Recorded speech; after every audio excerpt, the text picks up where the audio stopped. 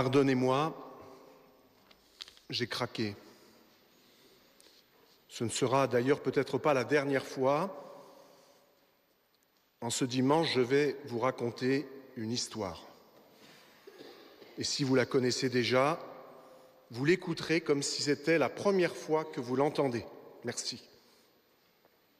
C'est l'histoire d'un roi qui aimait beaucoup ses sujets et qui décida d'aller les voir chez eux. Avant de leur rendre visite, il fit annoncer sa venue par un messager. Dans la première maison où il est arrivé, les gens savaient pourtant bien que le roi allait venir, mais ils n'avaient pourtant rien fait pour ranger ou nettoyer. Ils disaient « Oui, c'est vrai, la maison n'est pas bien propre, elle est même bien en désordre, mais enfin le roi peut venir. Il la verra comme elle est tous les jours. » Ils sont donc restés avec leurs habits de travail, tout sales, sans se laver ni se changer pour recevoir le roi. Ils n'avaient même rien préparé à lui offrir à boire et à manger. Lorsque le roi entra dans cette maison, il la trouva très sale, avec des toiles d'araignée, des miettes et des épluchures par terre. Les chaises étaient tellement encombrées qu'il n'en trouva pas une pour s'asseoir. Et comme il avait faim et soif, on lui apporta tout juste, en lui faisant la grimace, un crouton de pain et un peu d'eau dans un verre ébréché. Mécontent et triste, le roi les quitta et entra dans la deuxième maison.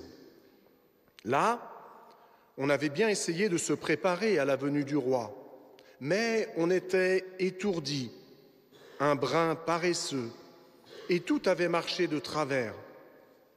Les gens avaient bien commencé à faire du rangement et du ménage. Bien sûr, ils étaient contents de recevoir le roi, mais ils s'y étaient pris trop tard pour nettoyer la maison, tout en continuant à faire autre chose. Si bien qu'ils n'ont pas eu le temps de finir, ni d'essuyer la poussière sur les meubles, ni de mettre un bouquet de fleurs, ni même de se recoiffer. En revanche, eux avaient bien préparé un gâteau. Mais hélas, on l'avait oublié au four, de sorte qu'il ressemblait plutôt à un morceau de charbon. Et comme au fond on n'était pas très fiers, on ne trouva rien à dire pour saluer le roi. Après la première bouchée, le roi n'eut pas le courage de manger le gâteau brûlé. Il n'offrit pas les cadeaux qu'il avait apportés et sortit au plus tôt d'une maison où l'on était si mal. « Je suis pourtant bon pour mes sujets, songeait-il avec tristesse, et c'est ainsi qu'ils me reçoivent. » Et lentement, sans beaucoup d'espoir, il se dirigea vers la troisième maison. Mais là, quelle différence! Le roi n'eut même pas à frapper. La famille au complet l'attendait dehors et l'on avait ouvert la porte toute grande. Le papa, la maman, les enfants, tout le monde le salua avec beaucoup de respect et le remercia, lui, le roi, d'être venu dans la maison. Puis, on le fit entrer. Le ménage avait été fait en grand. Le carrelage, les meubles, tout avait été impeccablement nettoyé. On avait astiqué les cuivres, les vitres étaient toutes propres. Dans la salle de séjour, le canapé et les fauteuils étaient recouverts d'un tissu tout neuf. Les vases débordaient de fleurs. La maison tout entière prenait un air de fête vraiment très agréable. Dès que le roi fut assis, on lui apporta des gâteaux, des fruits, une boisson fraîche, et le plus jeune lui récita un beau poème. Heureux et consolé, le roi demeura très longtemps dans la maison. Lorsque vint l'heure de se retirer, il appela ses serviteurs et fit distribuer ses cadeaux aux petits comme aux grands, sans oublier personne. Il promit enfin à cette famille de toujours l'écouter lorsqu'elle aurait une faveur ou une permission à lui demander. Alors le papa lui dit, au nom de toute la famille, « Majesté, la plus grande grâce, c'est que vous reveniez chez nous parce que nous vous aimons. » Chacune de nos vies est comme l'une de ces trois maisons. Et ce roi qui veut venir en nous pour y régner, c'est le Christ. J'aime raconter cette histoire aux enfants qui se préparent à leur première communion. Et je peux vous assurer qu'ils la comprennent parfaitement et la prennent au sérieux. Ils saisissent en même temps l'honneur qui leur est fait, la joie qui va être la leur et la responsabilité pour accueillir cet hôte comme il convient.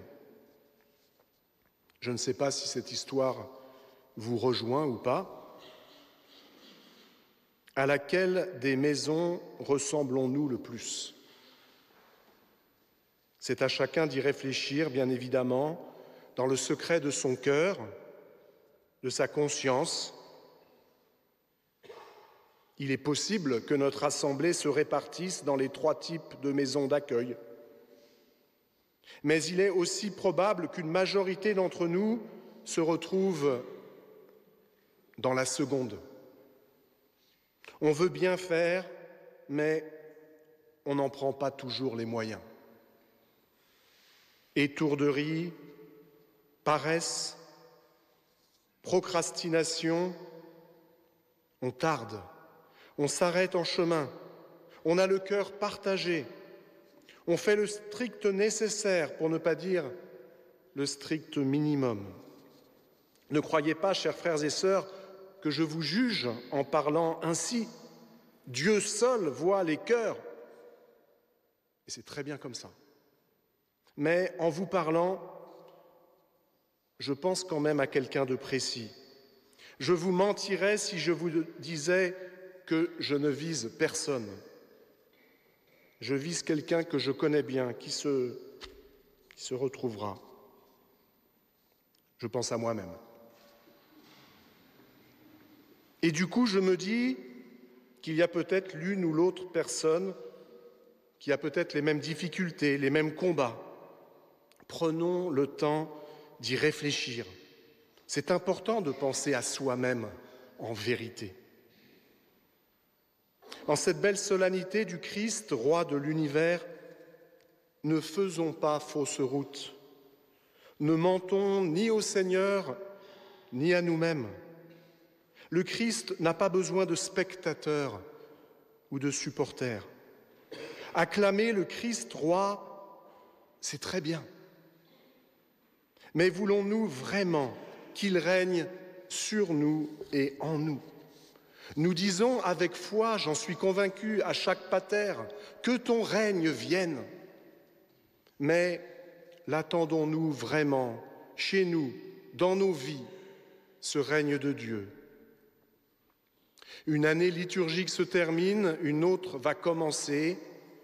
Avons-nous changé ? Nous sommes-nous un peu convertis ? Avons-nous davantage accueilli en nos existences le Christ ou nous contentons-nous d'un statu quo, année après année ? Et au cours de la nouvelle année qui va commencer, allons-nous reprendre simplement les mêmes objectifs par tacite reconduction, sans nous demander s'ils sont toujours adaptés et si le Seigneur n'attend pas autre chose de nous ?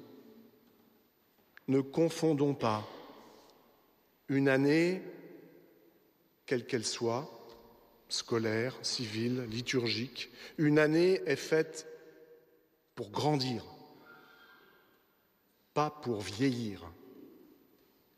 On est peut-être vieux dans notre vie spirituelle à 20 ans, c'est possible, comme on peut être jeune à 87 ans. Je pense encore à notre cher père Jean Tardy. Pour les grandes fêtes, on fait du ménage, on rénove les cuivres, on fait briller l'argenterie qui s'encrasse si vite et devient terne et noire. Alors, ouvrons grandes les portes de nos cœurs, qu'elles s'ouvrent pour le roi qu'il y entre le roi de gloire. Vous savez que dans tout juste un mois, le mardi 24 décembre, veille de Noël, notre pape François, en ouvrant la porte sainte de la basilique Saint-Pierre, ouvrira solennellement l'année sainte du Jubilé avec le thème « Pèlerin d'espérance ». Alors n'attendons pas le prochain Jubilé dans 25 ans pour nous jeter dans le cœur du Christ. C'est maintenant que le Seigneur nous attend. C'est maintenant que nous devons répondre à son invitation pour son royaume du bonheur véritable.